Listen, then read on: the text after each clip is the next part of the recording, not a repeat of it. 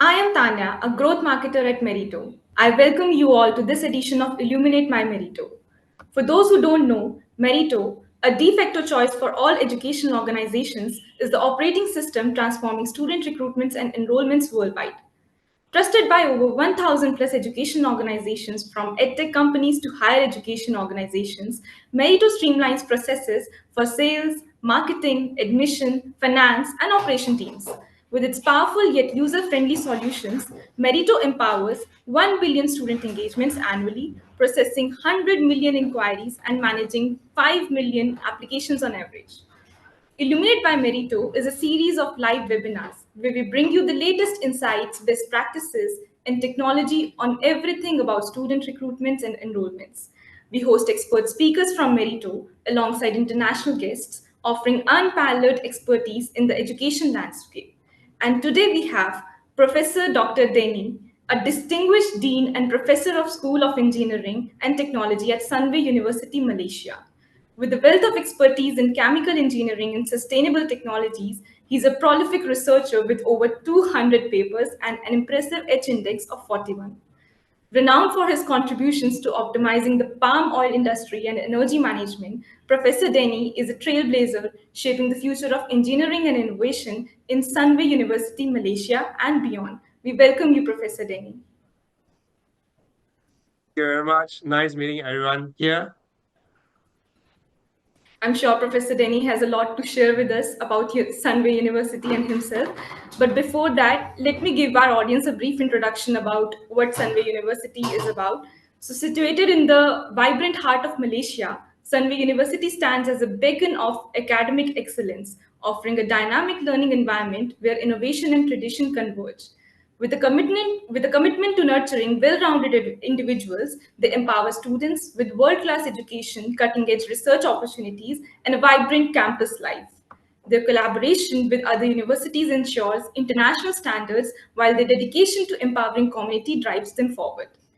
And we also have Shabazz Siddiqui, who is the region head of Malaysia as well as UAE at Meritto. With more than 10 years of experience with 1,000 plus education organizations and heading the regions of UAE and Malaysia, he has helped them fuel their enrollment growth with Meritto's purpose built solutions, which is a de facto choice for all education organizations. Hi, Shabazz. Thank you, Tanya, for the warm introduction, and welcome everyone for this Illuminate by Meritto. So without taking much time, let's just start with the webinar and our conversation that is we hoping that would be very insightful. So Dr. Denny, could you tell our audience more about Sunway University and the School of Engineering and Technology? I think that our audience and I would be very curious to hear what your day looks like as the dean. Thank you, Tanya, for the introductions and welcome everyone for these talks. So I'm the Dean of School of Engineering and Technology. I has joined Sunway about a year ago, plus there. Sunway University is actually a very interesting university because it's located, like you say, it's in the heart of the Kuala Lumpur, which is located in the city. And Sunway University is just not a university on its own. It's actually part of the city of Sunway. Sunway is a city by its own, and it's owned by our founder, Tan Sri Sir Jeffrey Cha. So he actually developed a development of a space which is used to be X mining. So if you see the photos back then when we started Sunway, where it looked like it's just a two empty hole. It's an XT mining, and then he has transformed this space become a sustainable city. If you come to visit our city now, we do have a mall, which we call Sunway Pyramid. We have a theme park called Sunway Lagoon. And then we have Sunway Hospital, which is Sunway Medical Centers. And besides the Sunway Medical Center, we have Sunway University. And that's where we are located. So next to our university is just the Sunway Lagoon and the Sunway Pyramid, and all the resorts in this space. So as I mentioned, this is a very sustainable city. Not just saying that we actually have more trees and whatever, but we do practice it very sustainable. In Sunway University itself, we promoted SDG.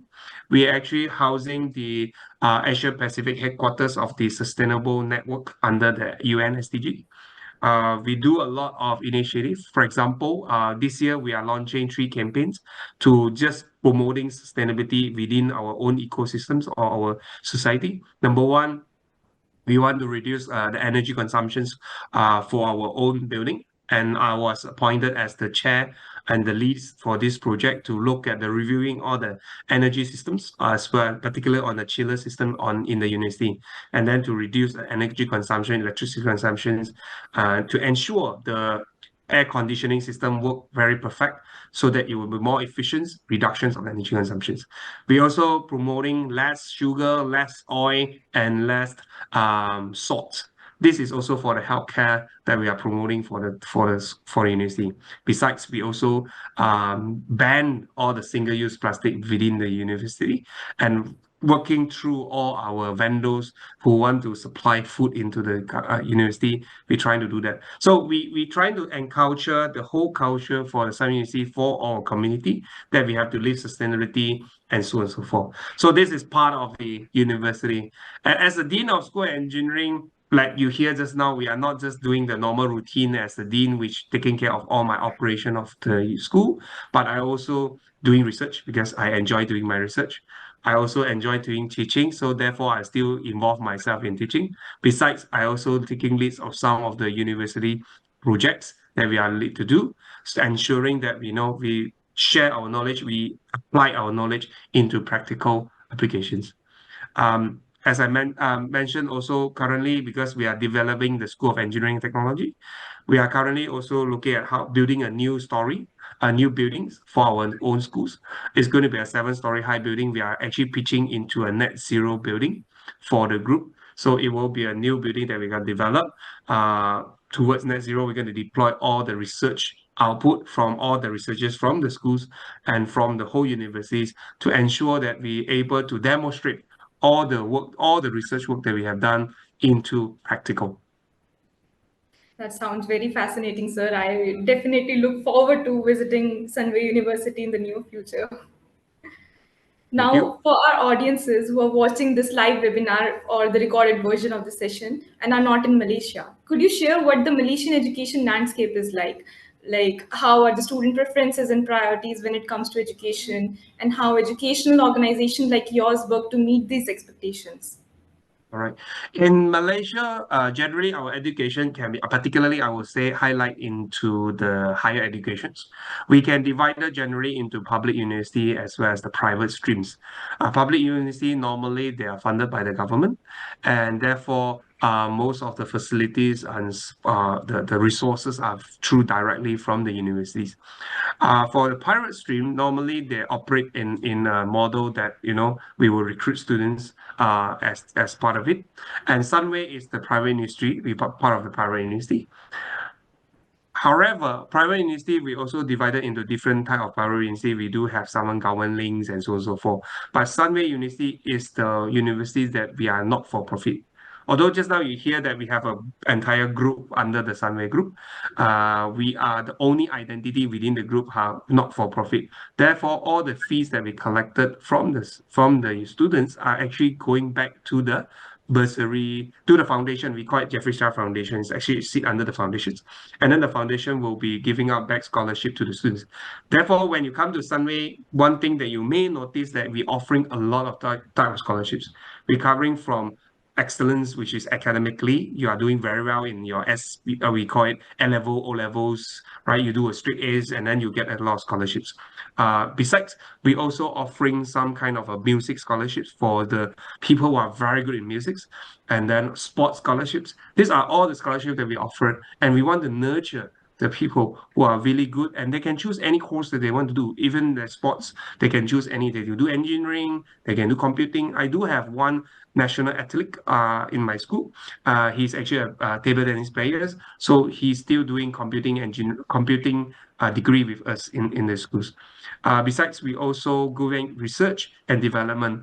Like I said, all the funds that we generated is really for the development and the growth of the community. And at the moment, we also ensuring our students to not only looking at academic excellence, they're also working very closely with the community.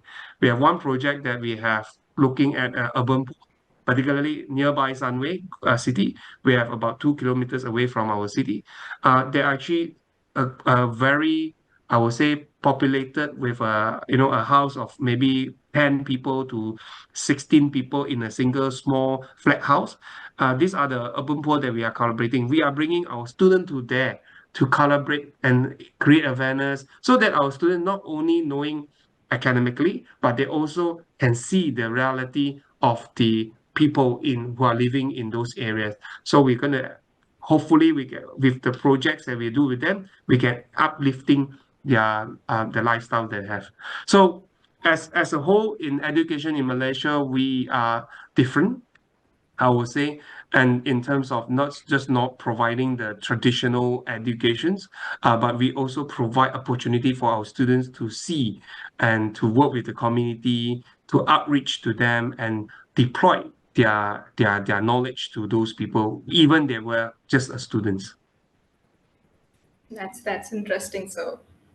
Shabazz, sir, how was your time in Malaysia? We got to know that you were traveling in Malaysia. You were there to meet a lot of clients. How's the weather there? How's it different from India now that you've landed in India? So I'll tell you, Malaysia and India has got very much common things, in terms of culture. Right, when you talk about people, the ethnicity, you'll find a lot of Malay people that can relate to your culture, right? So when you talk about even the gods, right, we are having that same roots. When you talk about weather, so if you go, in Kerala, so it's a similar set of weather where you are at a coastal region. If it's gonna be very high sun, so you're gonna get a rain in the evening itself. So, and when you talk about the landscape, so it's a beautiful landscape with coconut trees, a lot of things there. And when you talk about even Sunway, it's situated in heart of the particular city. So like professor was also telling that when you go there, you'll find a lot of things there, right? Across the particular Sunway city, it's an entire city. When you talk about the landscape and in terms of education landscape, so you'll find that Malaysia as a growing market has got its own population, right? That is upskilling, right? So that has got a lot of quality of private universities, just like Sunway, who are growing there, where a particular student can go and do their research and contribute to the particular society. Apart from that, right, when you talk about the students, so there are a lot of global students who get attracted to Malaysia because of various reasons. Obviously, culture is something that they are very much inclined. They ensure that anyone who's going to come to their country can culturally relate to their particular home. So it's home away from home. That is one of the USP of Malaysia. So people can relate from where they're coming from. They give that comfort, right? There are a lot of nationalities that you'll find in a single building who are studying there, and they are valuing the other cultures, right? Similarly, like professor was telling, they have scholarship for music. So irrespective of whatever region you're coming from, right? If you are the skilled guy, you're going to get that scholarship. So this is the thing that makes Malaysia very different from any other geography when it talk from across globe. Of course, agreed. Like you've been on ground or internationally, being witness to several educational organizations and their growth, especially in Malaysia and UAE. So, agreed with your thoughts and means a lot with these insights. Dr. Denny, from your experience of so many years in the education industry, like we have seen your profile and all, what do you think are the best practices for engaging students in the enrollment funnel? Is there any site that you would like to share for the audiences using which they would tweak or improve a thing or two? Thank you. I believe the most important to engage with students is actually talking to them. So particularly when come to classes, right, I do like to ask a lot of questions. It's just not a normal lectures you go through, then you sit through, then you listen to lectures. Not that at all. It's two ways communication. To me, educations or learning and teaching activities actually happen on both directions. It's not always from the academic to the students. It's actually both sides where you start learning from students. As I mentioned, even being a dean, I was not required to teach, right? I have other roles to do. However, I still choosing to go to class because I do notice that every time I go to classes, I speak with the students, I learn something new. Particularly the way that they speak, the way the language that they use, they have changed. I mean, obviously, I'm a bit on the middle age already, so you can see that the language that they have done is different, the way of thinking is different. So indirectly, it helped me to enhance my communication, it enhances my content, my example to them. So for example, when you choose a certain example in your class, it helps because you now know what they are interested in, they are fans of, particularly, when I talk to my kids, also the same. They are different generation, the way they operate is different, particularly in this AI era. I'm actually giving a lot of talk and sharing as well, particularly when we are going through AI transformations. Like it or not, everyone is going through an era where your AI is part of your life. So how do you actually embracing AI into part of your education, embracing AI part of the learning process? It's no longer the same as before. When I was a kid, I was trained to memorize because, see, for exam, you are basically asking a question, define Routes law, for example. So that is the question in the exam. But however, do you still need to memorize what is Routes law? What is, all this is no longer needed because this is something that we don't train the kids to memorize anymore. However, I think more importantly is how do we teach the future generation analyzing and understanding and differentiating knowledge. Particularly, I was reading the news yesterday, just highlighted one of the professor highlighted AI and now can learn how to lie. It's something that we are not trained the AI for because AI shouldn't be the one who actually is telling lies. However, this is something that sometimes is beyond our control too, because when AI coming in, there are so many training development coming in. So it's not something that we can control. However, as a future, particularly engineers like myself or my students, they are required to able to understand, analyze whether the result that you get from the solutions of the AI generated result or whatever, is that true? Without a correct fundamental, you won't able to differentiate the results or the knowledge that you get is true. Therefore, it will be important for us to still teaching our students with the fundamentals, strengthening the fundamentals, and able to differentiate their correct knowledge. Back then, when, maybe 20, 30 years ago, kids or the students are required to go to the library to search for books. Why? Because their lack of knowledge, they need to go for searching for knowledge. When the I would say the World Wide Web has started, accessing to knowledge is no longer as difficult as before. You just Google. That's where the time that everyone asking, Uncle Google will tell you. Now no longer Uncle Google because ChatGPT is actually much more convenient and much more intelligent than Uncle Google. So there are a lot of things that has transformed. Today, ChatGPT is going to be part of your life. I'm sure after this, the development will become more rapid. So we, as an educator, we need to transform. We need to learn how to teach differently. As I said, end day, what you want the student to be. The education is more importantly to prepare our student for the future. And that's something that we still need to learn as part of our life, part of a class. We learn from them because now you learn actually they use ChatGPT. You learn how they use ChatGPT. Then obviously that's something that how can we use the tools that they learn into deployment, into education, and allow them to learn about how to differentiate. I was just having the conversation with lunch with my colleague. So we were talking about this AI thing, and then he said, yeah, I mean, this is how we need to do. So what I asked my student, or he actually present one of the example, he said, I asked the ChatGPT to generate a result, given a constraint of all these things that example, generate a result for me, versus a student who has start from the fundamental, start equation, solving the equation and compare. Then ask the student to evaluate the result and compare the result and justify which one that you think is more relevant, how differentiate. So students actually learn the fundamental. At the same time, they also learn the newer technology and always able to present and analyze and justify and always debate about the solutions. I think this is the newer things that we need to do as an educator, no longer the traditional walk and talk and then listen to me, I'm the best, I share with you the best knowledge. No, it's just about how do we work together. We need to embrace and then analysis the knowledge that you gain. Right, right. That's very interesting. As you've talked about AI and ChatGPT, and we'd like to know more about it, like how Sunway University is integrating, if there is any more such cutting edge technologies that Sunway University is integrating, except for the AI or ChatGPT, or even so just AI and ChatGPT, and how are they integrating and leveraging these cutting edge technologies to enhance the learning experience of engineering and technology students particularly? Thank you. Particularly of the uniqueness of Sunway is, at least particularly on my engineering program, is we offer data analytics for engineers. Probably we are the only one so far, maybe the other university is catching up, but we are the only one so far we are offering data analytics skills, a course, specific course for all engineers in the university.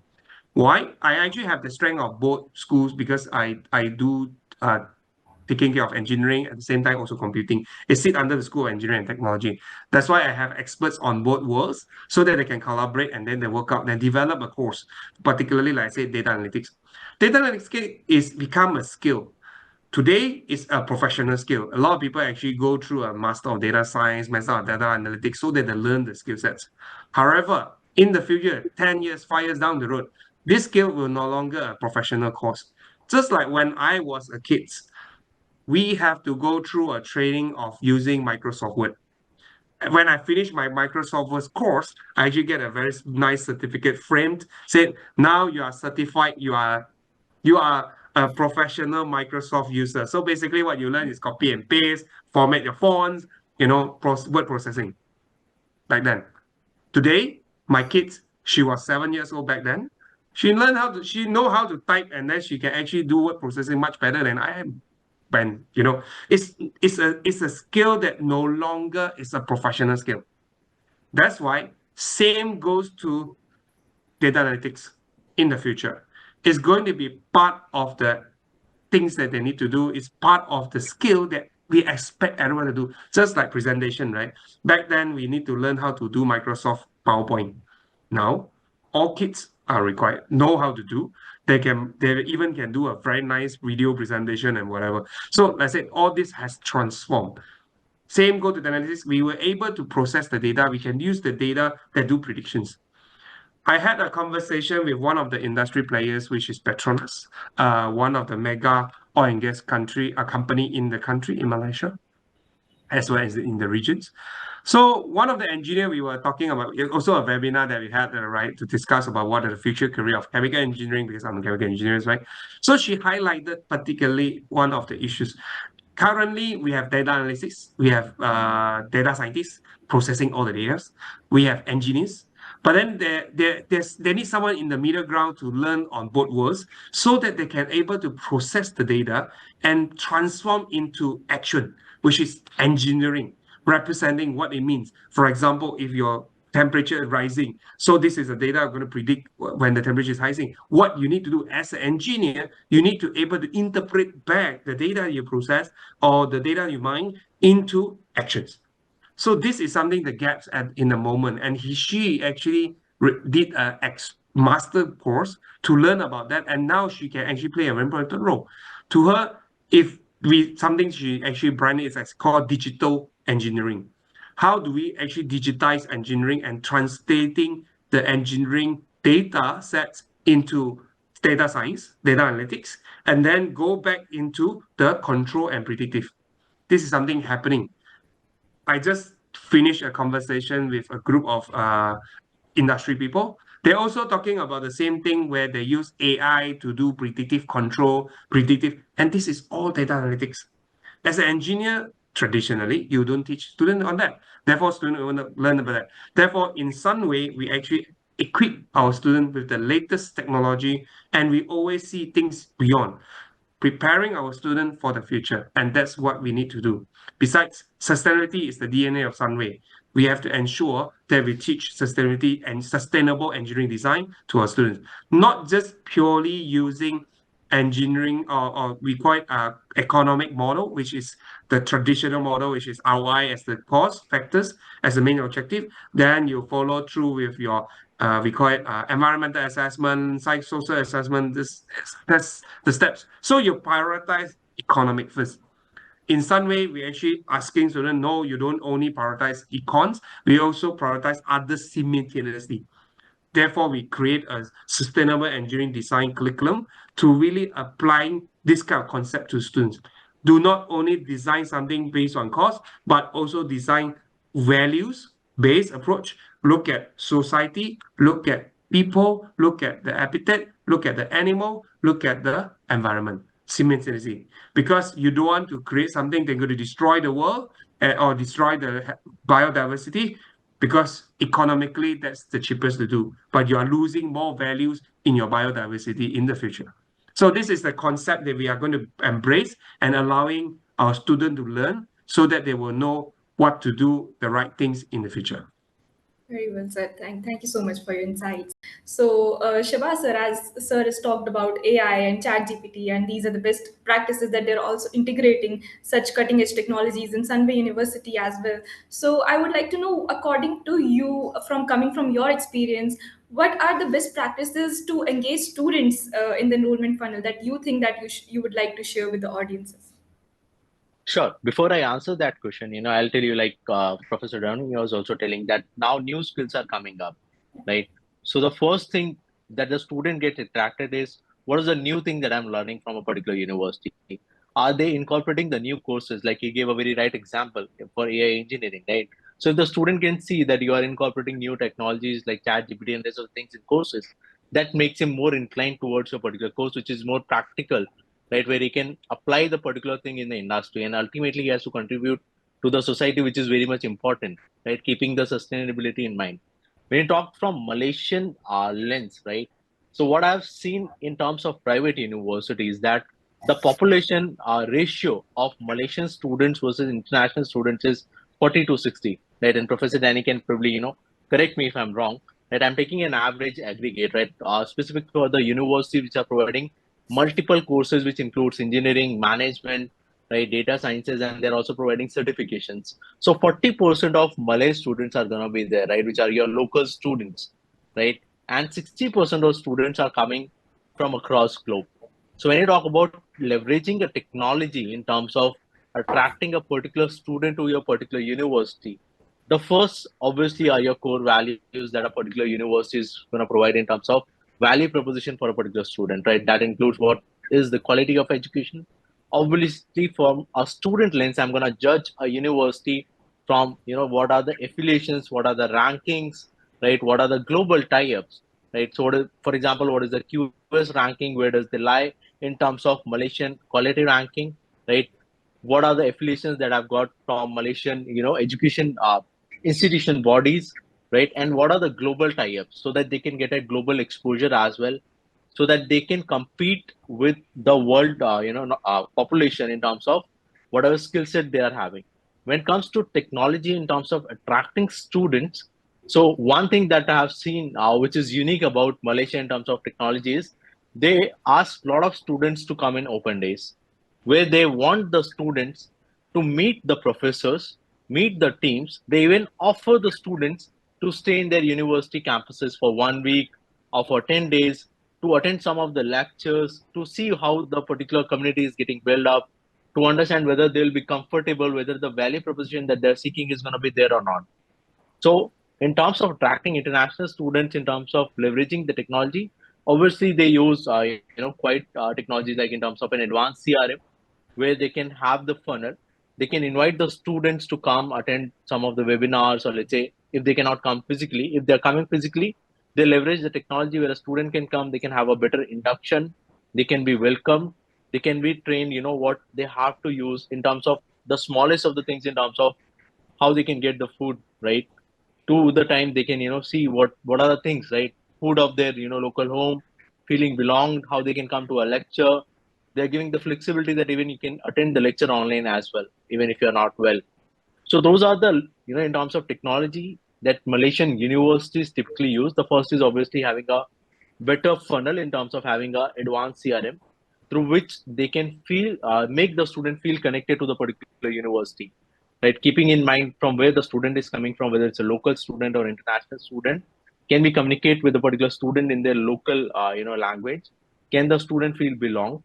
Can we send the information right set of information based on the stage where the candidate is stuck in taking the particular decision. So if I'm coming for an AI course, can I get the course brochure?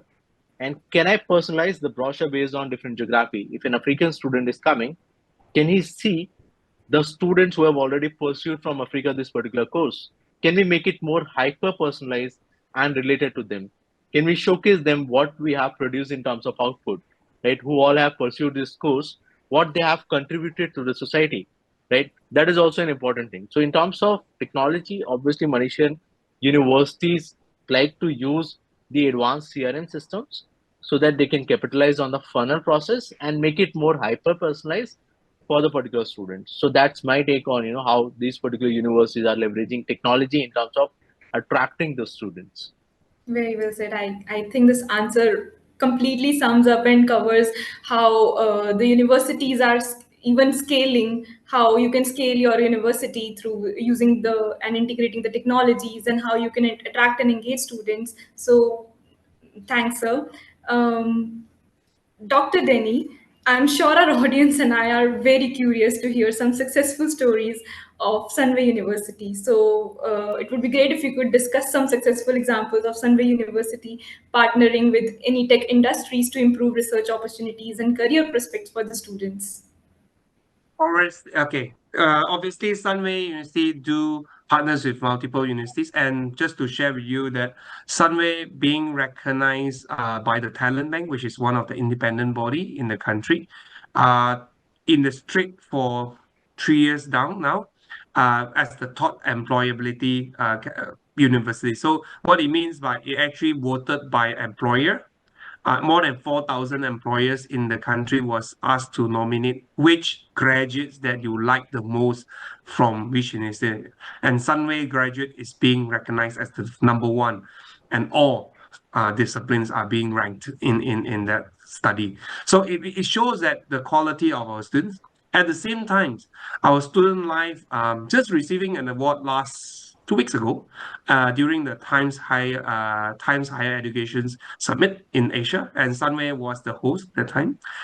We won one of the award under the student, which is student life. What they do is really how do we take care of our students, ensuring that they have a long, very good life in Sunway when they're here, since started from the arrival, particularly international student arrival in the airport, all the way their departure back to their home country after they finish their study. So the whole cycle has been recognized, and the team has putting a lot of efforts to really supporting our students, ensuring they are feel like what Shaban has mentioned, the home of the home. So you don't feel like you are disconnected with this community and here. So this is really a good, I would say, achievement that we had. But besides, we're also preparing our students for the future, like I mentioned, integrating the latest technology, ensuring our students are well equipped with technical know-how, academic excellence. At the same time, they know about the needs of the community. They were able to present themselves well in all occasions, right? So this is something that we are preparing the students.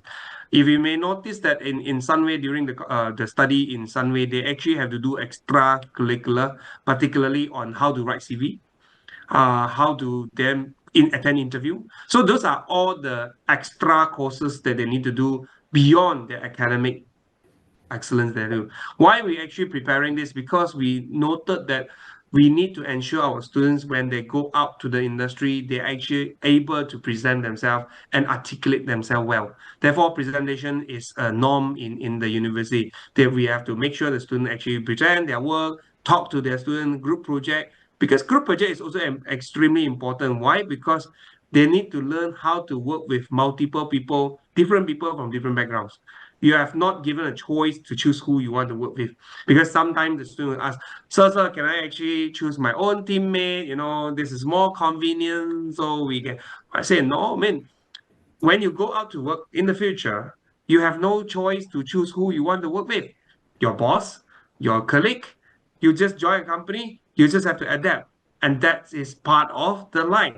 So this is something that we have to train the students. University is always a small, we call it small and controlled society. So not say we want to control them, but at least we know what if there is thing not right, we can fix it. And they will learn how to be living in this society. And this is part of the training ground for us to make sure preparing our students for the future. At the same time, we partnering with multiple industry, ensuring they know our students. So we invite them for guest speaker. They will come in. We have something called in career day, so where they have multiple company want here to grab because they know Sunway graduates are very good, so they want to come. They have to queue to get a spot so that they will know that we weren't able to have one company to taking 2 day spots because we just have too many company want to come in. So we need to ensure that we accommodate and we expose our students to all the potentials. We bring in company who want to partner with us. For example, they have a lot of projects that we work with. One of them is my computing and degree. So we have a company called Fortinet. They are the expert advanced into the cybersecurity. So they give our students certification for free, so they get access to our student early. So they want to collaborate with us, so that before the student leaving the university, they already know who are the students they want to hire because they're already part of this. Some company come in to provide some kind of a industrial challenge. They say, this is something that I want to do. Let's give it to the university. So we collaborate with university. So we prepare our students. When it comes to the final year project, we come to the project, we are not just giving academic questions, but we also providing some kind of actual industrial challenge and let them to learn, to do, and so that they will learn about it. Besides, we also implementing internships. So some courses are compulsory, some are not. However, in Sunway, we actually encourage our students to go for internship. Why? Because that's where you start to learn what is the real life of a chemical engineers, real life of computer scientists look like. You need to learn from each other. You learn from your superior so that they can show you how you need to do work in the industry. So I think this is the opportunity for us to groom our students so that they are more equipped before they go to the industry. Right. Yeah.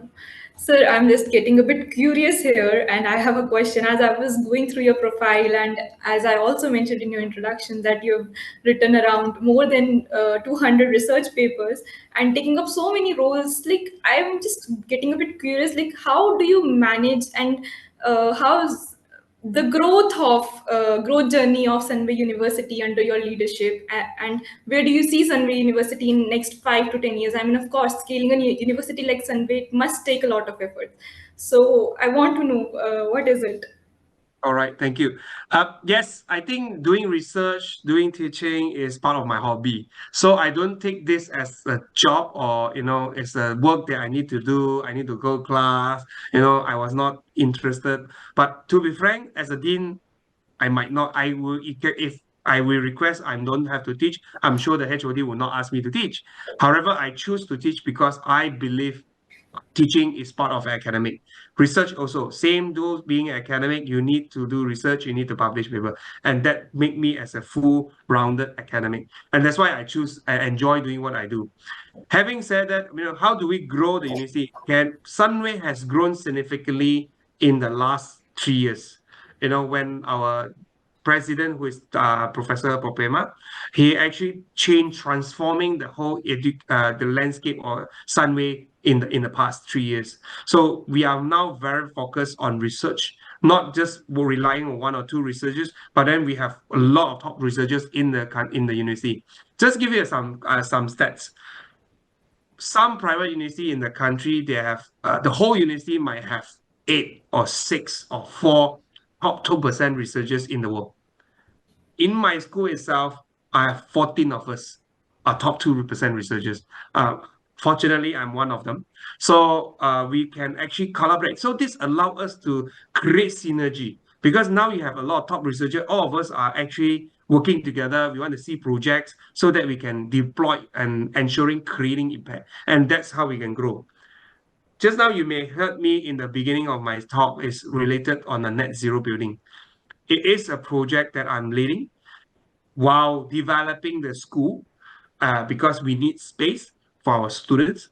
We need civil labs for our students. We need chemical engineering labs and so on and so forth for our students. So, but we don't just stop there, just building another building, just get a contractor, build another building. We actually work with the team, deploying all research output. So this gives us opportunity, not only the students, our staff also can learn. Now they can really see the throughput, the research that they have done over the years. Now I can really put into practice. And this is the opportunity that I'm creating for my staff so that we were able to demonstrate our capability. But just not only limit to my school, I'm also collaborating with School of Arts in Sunway, particularly in the Department of Interior Architect.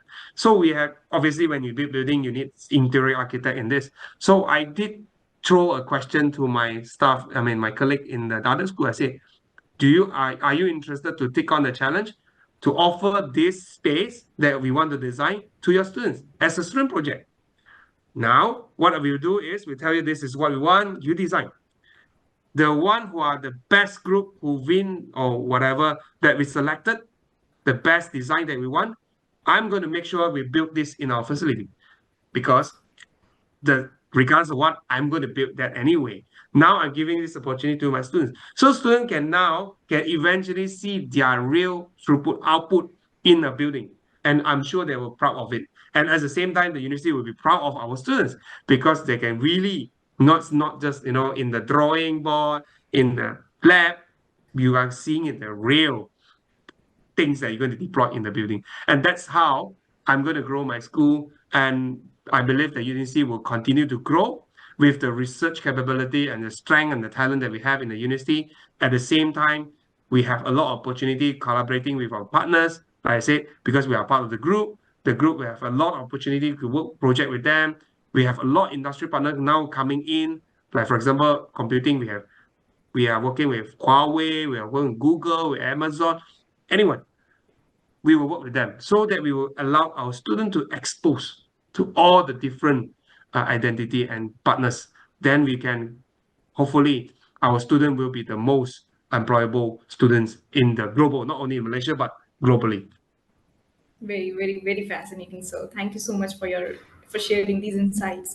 So we've gained valuable insights from Professor Denny into student engagement within the Malaysian context, particularly at Sunway University. Additionally, Shabaz's expertise has illuminated the crucial role of innovation and technology in enhancing interactions between education organizations and students, thereby fostering delightful experiences for the students. As we navigate the ever evolving landscape of education, it's evident that embracing innovative approaches and not just any technology, but purpose built enrollment technology is essential for cultivating meaningful engagements that empower students, education organizations, and cultivating a culture of excellence in education. And as our conversation draws to a close, I appreciate the valuable insights shared by our expert speakers. While our discussion has been insightful and engaging, I understand the importance of respecting their time. So let's conclude our webinar here, reflecting on the enriching perspectives engaged. But before that, I would like to ask our speakers to share their final thoughts with our audiences. Then I also see a few questions lined up in the Q&A section. We'll pick up those as well. So going ahead with Professor Denny and then Shabasa.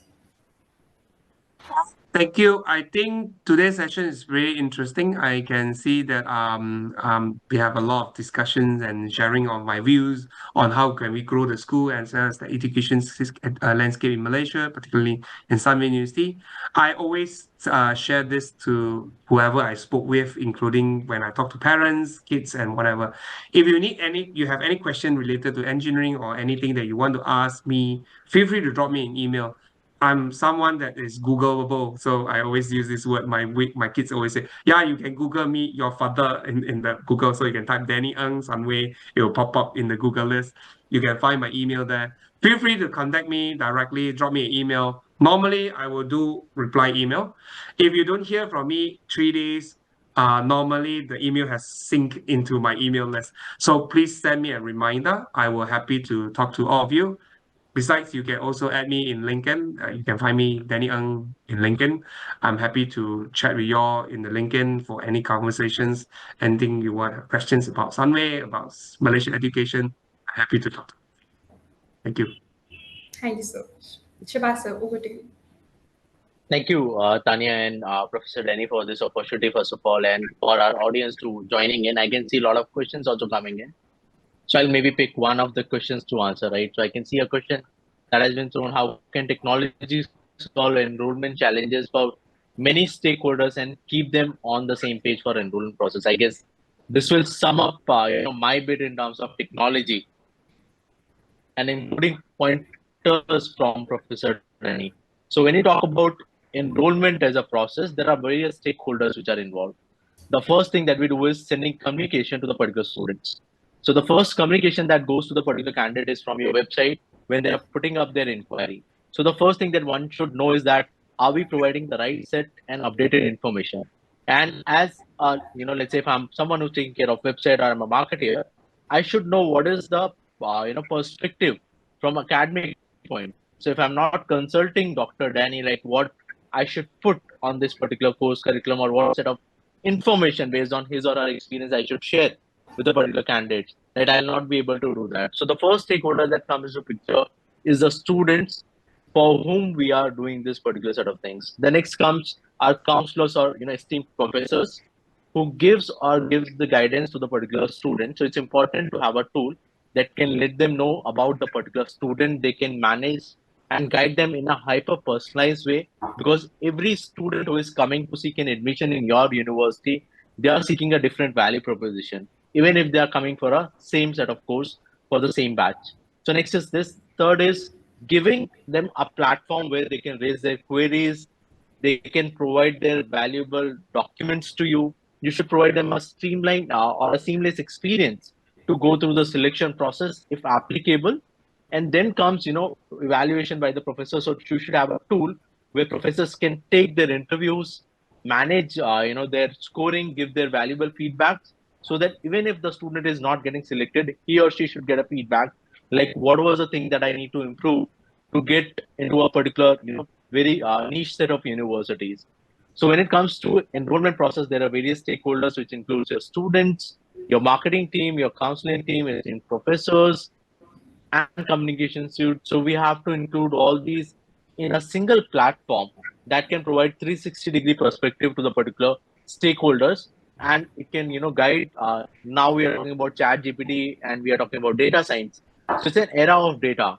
As a university, I should have the data, like what needs to be done on that particular data, what inferences I can take, and how I can capitalize on those inferences. So I think from technology part, this is one thing that I think a university should incorporate in terms of managing their entire recruitment funnel. So over to you, Tanya. Before that, Professor, Tanya, you're there? Yeah. Yeah, so I see another question for Dr. Denny. So I'll read it out aloud for you, sir. What limitations do you have encountered in using AI in educational settings, and how are these challenges being answered? So over to you. Actually, I was reading the question and I was typing, but anyway, I can answer it in live. So the main challenge of embracing AI is actually assessment. How do we assess the students? Because previously, when back then, you can test their memory, you can test their ability to answer questions, you can give them open-ended questions. Obviously, they need to think through and then they need to answer the question during the assessment. However, now ChatGPT can do all the most things, right? So most of the times that you can generate solutions from the ChatGPT or AI, any large LLM model that they have, they can give you answers. So how do we assess this is the work by the students or by the AI? I think that is the challenge that we face. How do we address this? I believe that we need to rethink as an academic, what is the objective of the assessment?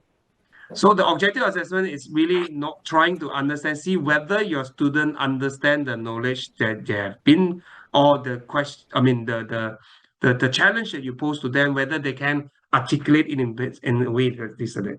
So therefore, we need to redesign the assessment method. I think that will be the main thing that we need to do. No longer maybe just questions in the example, solve it questions, but more towards high-level thinking, which focus on justify your decisions, not through the paper, but during the oral presentation, during the Q&A, you need to justify. Because if you are done by yourself, you think it through, then you may have a basis for the solutions. If you're just purely copy and paste from the AI, you may have no idea where's the basis come from. Therefore, I believe that redesigning the assessment, redesigning the way that we assess students is more important. And asking questions and allowing challenging students to think beyond what they are actually presented is more important than just looking at the answer and mark it, yes, you are right, you are wrong. It's no longer that. So students are required more towards ability to explain the decisions that you made, because particularly in my area, I would say engineering, there's no right or wrong answer most of the time. It's about basis, it's about justification, and eventually delivery on the the output that you are desired for. So that is how it works. And therefore, our assessment should be focused on how you justify your solution, why you are making such decision. Is that on the basis? What is your basis? What is the, what's the pro and cons? If you do selections, why you choose this? Why not? This is my favorite question. All my students know me. I have a favorite question. Why? And why not? Because that will allow the students start rethinking on the decision they made. And really, now you can differentiate. Students are copy and paste from AI. They just purely can read the script because that's what they are given. But students actually put in effort to study, understand. They are able to answer anything beyond the question or beyond whatever they're written in the reports. Very well said, very well said. Thank you so much. I would like to thank Professor Denny and Shabasa for joining us. It was quite an insightful session. I personally enjoyed and I hope our audience did too. So, and Professor Denny, looking forward to having more such opportunities in the future. Thank you so much. Pleasure to meet all of you, and thanks for everyone for joining our sessions. I hope to, speak with you all again in the future. Anything, you feel free to talk to me and engage with me as well. And Shaban, if you come to Malaysia, Sunway, please visit me in my university. Absolutely, sir. And I would love to come, and discuss the questions why and why not. So obviously next conversation, I'm sure, when we'll meet, at your office is going to be behind these questions. All right. Thank you. Thank you. Thank you.